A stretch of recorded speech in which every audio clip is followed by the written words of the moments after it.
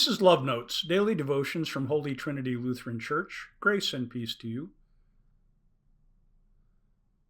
Well, Elihu introduced himself at length in chapter 32, and now he begins his response, his argument to Job and the others. He says, "But now hear my speech, O Job, and listen to all my words." By the time we get through with this, you're going to never pray that we would listen to all Elihu's words. "See, I open my mouth," might I say often. "The tongue in my mouth speaks," volumes. "My words declare the uprightness of my heart, and what my lips know they speak sincerely. The Spirit of God has made me, and the breath of the Almighty gives me life." In other words, I speak for God.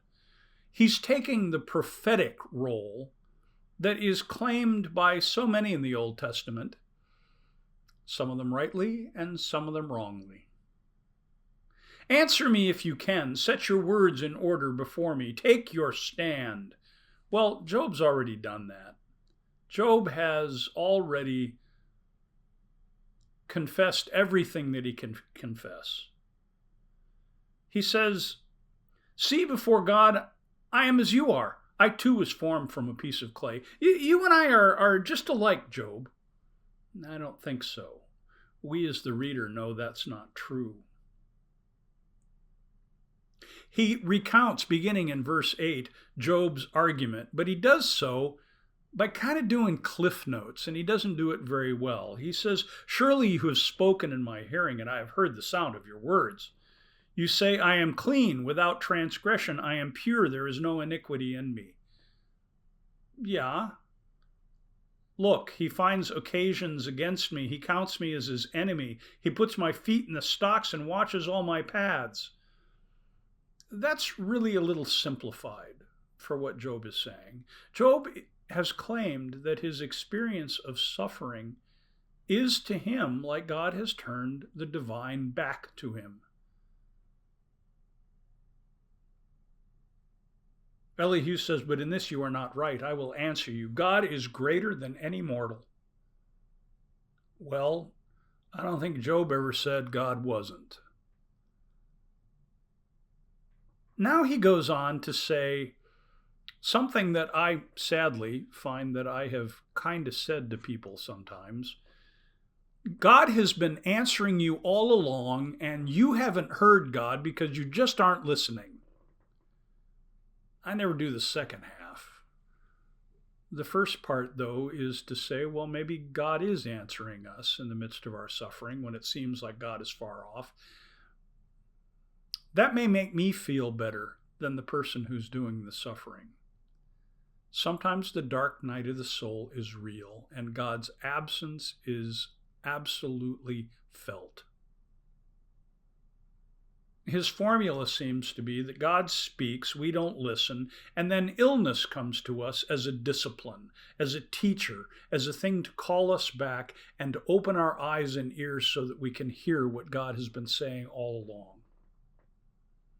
In other words, the suffering is good for you, Job. We heard a little bit of that from Zophar and company, but this is much clearer.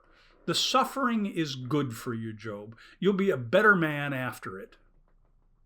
This is suffering as correction and discipline to bring us back into the presence of God. Verse after verse, he says things like, "They are also chastened with pain upon their beds, and with continual strife in their bones, so that their lives loathe bread, and their appetites dainty food. Their flesh is so wasted away that it cannot be seen."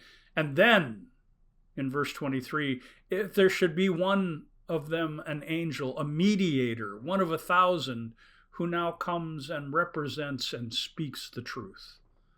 I kind of think that Elihu sees himself as that mediator. He's now going to set Job straight, to deliver him, as it says, from going into the pit.